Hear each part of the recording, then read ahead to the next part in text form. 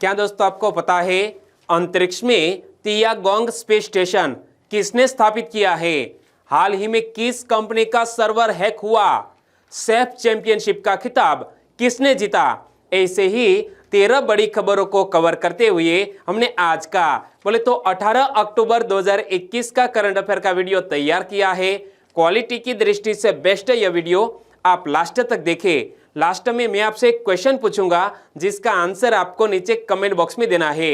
और अभी तक आपने हमारी जीके 2020 चैनल को सब्सक्राइब नहीं किया है तो सब्सक्राइब कीजिए, पास में जो बेल आइकन है उसे भी प्रेस कर दीजिए, क्योंकि आने वाली एनसीईआरटी वीडियो की सीरीज के हर एक वीडियो की अपडेट आपको सबसे पहले मिले। चलिए बिना वक्त गवाए स्टार्ट करते हैं पहले क्वेश्चन से। हाल ही में सेफ चैंपियनशिप का खिताब किसने जीता है? हाल ही में सेफ चैंपियनशिप का खिताब हमारे भारत देश ने जीता। किसको हराकर जीता? नेपाल देश को हराकर जीता। यानी कि इस क्वेश्चन का सही आंसर है भारत देश। और इमेज में आप देख सकते हैं सेफ चैंपियनशिप का खिताब जीतने के बाद जो जश्न मनाया गया, इसकी एक इमेज आपके सामने है। और इस इवेंट से जुड़े हुए और भी क्वेश्चन बन सकते हैं कि भारत ने किसको हराकर सेफ चैंपियनशिप का खिताब जीता है? नेपाल को हराकर। और भारत ने अब तक कितनी बार सेफ चैंपियनशिप का खिताब जीता है? तो भारतीय फुटबॉल टीम ने रिकॉर्ड 9वीं बार भारतीय टीम ने इस खिताब को हासिल किया है। यानी कि हाल ही में हमने जो सेफ चैंपियनशिप का खिताब जीता तो अब तक हमने 9 बार यह दोस्तों खिताब जीता है। और भारतीय फुटबॉल टीम के मुख्य कोच कौन है? इगोर स्टिमाक। कौन? इगोर स्टिमाक हमारे भारतीय फुटबॉल टीम के मुख्य कोच है। और भारतीय फुटबॉल टीम के कप्तान कौन है? तो कप्तान है सुनील छेत्री। सुनील छेत्री ने 49वें मिनट में गोल करके अर्जेंटीना के सुपर फास्ट स्ट्राइकर कौन? लियोनेल मेसी के 80 अंतरराष्ट्रीय गोल की बराबरी कर ली है। क्या बात है! सुनील छेत्री की इस उपलब्धि के लिए हमारे चैनल की ओर से एक सैल्यूट तो बनता है। और सुनील छेत्री ने 80 गोल के लिए 125 मैचों का सहारा लिया है, जबकि लियोनेल मेसी ने इतने ही गोल के लिए 156 मैच खेले हैं। और दोस्तों इसी तरह हर क्वेश्चन से जुड़े इंपॉर्टेंट फैक्ट मैं आपके सामने रखता हूं। हमारा यह तरीका आपको अच्छा लगता है, लाइक करना मत भूलिएगा। दूसरा क्वेश्चन है आपकी स्क्रीन पर।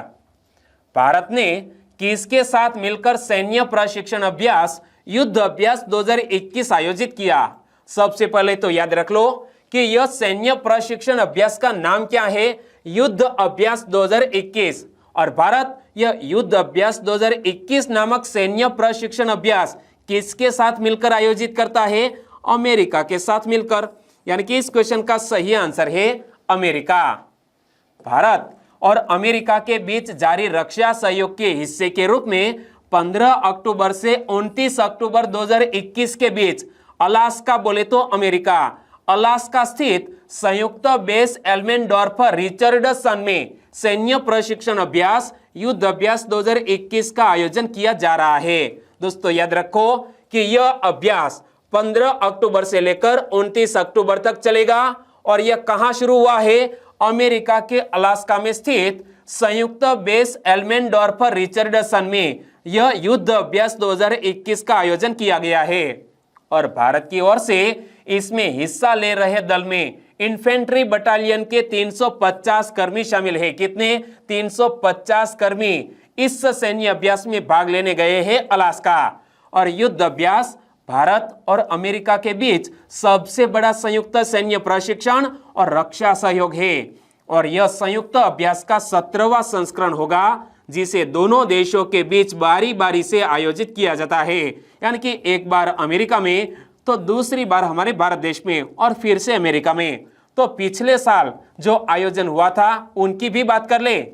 इस अभ्यास का पिछला संस्करण फरवरी 2021 में राजस्थान के बीकानेर में, कहां पर? महाजन फील्ड फायरिंग रेंज में आयोजित किया गया था। तो यह बात भी याद रख लो कि पिछला जो अभ्यास का संस्करण था फरवरी 2021 में हमारे भारत के राजस्थान के बीकानेर में, कहां पर? महाजन फील्ड फायरिंग रेंज में आयोजित किया गया था। और इस अभ्यास का उद्देश्य क्या है? दोनों सेनाओं के बीच समझ, सहयोग और अंतर संचालन को बढ़ावा देना है। तीसरा क्वेश्चन, हाल ही में किस कंपनी का सर्वर हैक हुआ? हाल ही में एसर इंडिया नामक कंपनी का सर्वर हैक हुआ, यानी कि इस क्वेश्चन का सही आंसर है एसर इंडिया। और यदि आपके पास एसर कंपनी का लैपटॉप है तो आपके लिए यह चिंता का विषय है, क्योंकि एसर इंडिया के सर्वर में हैकर्स ने सेंध लगा दी है और इस हैकिंग में लाखों ग्राहकों के डाटा लीक हुए हैं और ताइवान की कंपनी एसर ने भी इस डाटा लीक की पुष्टि भी की है। और इस डाटा लीक में एसर इंडिया के डिस्ट्रीब्यूटर्स और रिटेलर्स के लॉगिन डिटेल भी चोरी हुए हैं और इस डाटा लीक में हैकर्स के हाथ 60 GB डाटा लगा है। क्या इस डाटा लीक में हैकर्स के हाथ 60 GB डाटा हाथ लगा है? और इस डाटा लीक में 10,000 ग्राहकों के डाटा शामिल है और इसके अलावा इस लीक में 3,000 डिस्ट्रीब्यूटर और रिटेलर्स के डाटा भी शामिल है। और इस हैकिंग की जिम्मेदारी डेसोर्डेन नामक एक ग्रुप ने ली है। क्या दोस्तों? इस हैकिंग की जिम्मेदारी डेसोर्डेन नाम के एक ग्रुप ने ली है। चौथा क्वेश्चन, हाल ही में किस राज्य में किशोरों के यौन और प्रजनन स्वास्थ्य में निवेश पर रिटर्न नामक एक अध्ययन के निष्कर्ष जारी किए गए? हाल ही में राजस्थान राज्य में किशोरों के यौन और प्रजनन स्वास्थ्य में निवेश पर रिटर्न नामक एक अध्ययन के निष्कर्ष जारी किए गए, यानी कि इस क्वेश्चन का सही आंसर है राजस्थान। राजस्थान में किशोरों के यौन और प्रजनन स्वास्थ्य में निवेश पर रिटर्न नामक एक अध्ययन में कहा गया है कि राजस्थान की कुल किशोर जनसंख्या 15 मिलियन या राज्य की कुल जनसंख्या का 23% है। क्या राजस्थान की कुल किशोर जनसंख्या 15 मिलियन या राज्य की कुल जनसंख्या का 23% है? और इनमें 53% पुरुष और 47% महिलाएं शामिल है। और राजस्थान में बाल विवाह और किशोर गर्भावस्था चिंता का विषय बना हुआ है, क्योंकि 1/3 से अधिक यानी कि तकरीबन 35.4% लड़कियों की शादी 18 वर्ष से पहले हो जाती है और 15 से 19 वर्ष की उम्र की 6.3% पहले से ही मां बनती है और यह राष्ट्रीय औसत 27% से काफी अधिक है। तो यह राजस्थान के लिए एक चिंता का विषय माना जाता है। पांचवा क्वेश्चन, सीएनजी ट्रैक्टर बनाने का पहला प्रयोग निम्न में से किस नेता के पुराने ट्रैक्टर में किया गया? क्या दोस्तों? हाल ही में सीएनजी ट्रैक्टर बनाने का पहला प्रयोग हमारे भारत देश के नितिन गडकरी साहब के पुराने ट्रैक्टर में किया गया, यानी कि इस क्वेश्चन का सही आंसर है नितिन गडकरी। इमेज में आप देख सकते हैं। और पूरा मामला क्या है, पूरी घटना क्या है, वो मैं आपको बताऊं तो देश का पहला सीएनजी ट्रैक्टर गत दिनों लॉन्च हो गया है और हमारे केंद्रीय सड़क परिवहन मंत्री कौन है? श्री नितिन गडकरी साहब। इमेज में आप देख सकते हैं श्री नितिन गडकरी ने इसके लिए पहला प्रयोग अपने ही पुराने ट्रैक्टर में किया और सीएनजी ट्रैक्टर के आ जाने से न केवल प्रदूषण कम होगा बल्कि डीजल की तुलना में इसका खर्च भी कम आएगा। तकरीबन सालाना 3 लाख की बचत होगी। इसी तरह का बयान नितिन गडकरी साहब ने दिया है। और देश में 400 जिले में पेट्रोलियम सीएनजी मिलता है। 1 किलो सीएनजी का भाव 42 रुपये है और डीजल महंगा होने के कारण सीएनजी काफी किफायती है और किसानों की आय 2 गुनी करने के मामले में यह जो संशोधन किया गया है वो काफी हेल्पफुल हो सकता है। छठा क्वेश्चन, किसने कहा कि दुनिया की लगभग 40% यानी कि 3 अरब आबादी स्वास्थ्य आहार का खर्च नहीं उठा सकती? दोस्तों, हमारे विश्व के एक महान दिग्गज जिसका नाम है एंटोनियो गुटेरेस। एंटोनियो गुटेरेस का यह बयान है कि दुनिया की लगभग 40% यानी कि 3 अरब आबादी स्वास्थ्य आहार का खर्च नहीं उठा सकती, यानी कि इस क्वेश्चन का सही आंसर है एंटोनियो गुटेरेस। और एंटोनियो गुटेरेस है कौन? संयुक्त राष्ट्र महासचिव है एंटोनियो गुटेरेस। इमेज में आप देख सकते हैं यूनाइटेड नेशंस के सेक्रेटरी जनरल है।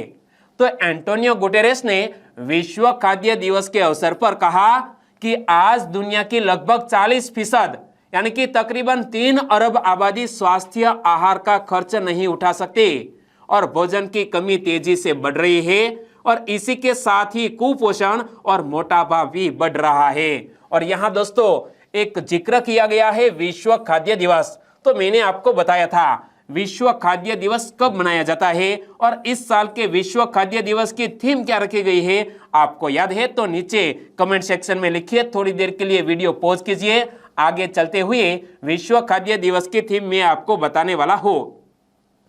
तो कोरोना महामारी के आर्थिक प्रभावों ने खराब स्थिति को और भी बदतर बना दिया है और उन्होंने कहा है कि महामारी ने अतिरिक्त 140 मिलियन यानी कि 14 करोड़ लोगों को अपनी जरूरतों के भोजन तक पहुंचने में असमर्थ कर दिया है। दोस्तों, यह कोरोना महामारी ने पूरे विश्व को हिला कर रख दिया है, चाहे कोई भी डिपार्टमेंट हो, हमारा एजुकेशनल हो या इकोनॉमिक हो। वर्ष 2021 के विश्व खाद्य दिवस की थीम क्या रखी गई है? तो थीम रखी गई है हमारे कार्य हमारा भविष्य है। क्या? हमारे कार्य हमारा भविष्य है।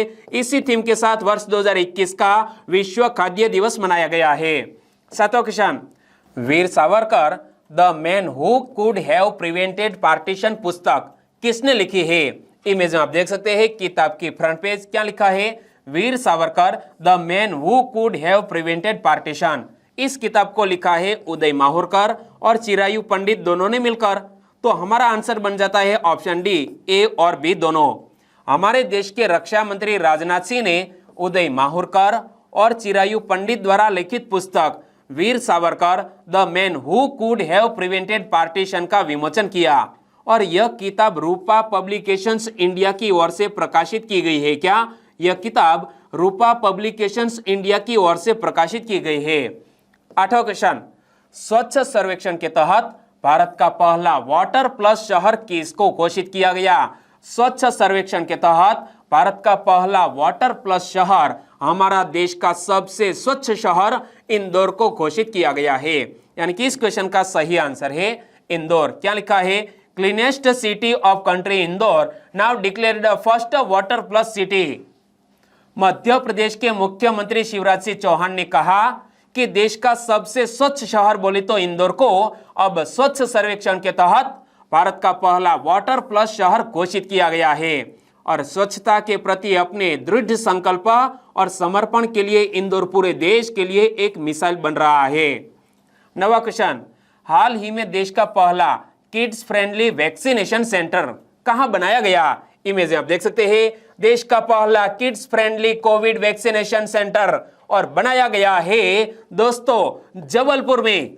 यानी कि इस क्वेश्चन का सही आंसर है जबलपुर। इमेज में आप देख सकते हैं मध्य प्रदेश के जबलपुर स्मार्ट सिटी लिमिटेड की ओर से यह जबलपुर शहर के मनमोहन नगर इलाके में देश का पहला किड्स फ्रेंडली वैक्सीनेशन सेंटर बनाया गया है। इस वैक्सीनेशन सेंटर की सराहना मध्य प्रदेश के मुख्यमंत्री शिवराज सिंह चौहान ने भी की है और किड्स फ्रेंडली वैक्सीनेशन सेंटर बच्चों के व्यवहार के अनुकूल बनाया गया है। इमेज आप देख सकते हैं, बहुत ही खूबसूरत यह वैक्सीनेशन सेंटर। 10वां क्वेश्चन, अंतरिक्ष में तियागोंग स्पेस स्टेशन किसने स्थापित किया? इमेज में आप देख सकते हैं अंतरिक्ष में तियागोंग स्पेस स्टेशन स्थापित किया है पड़ोसी मुल्क चीन देश ने।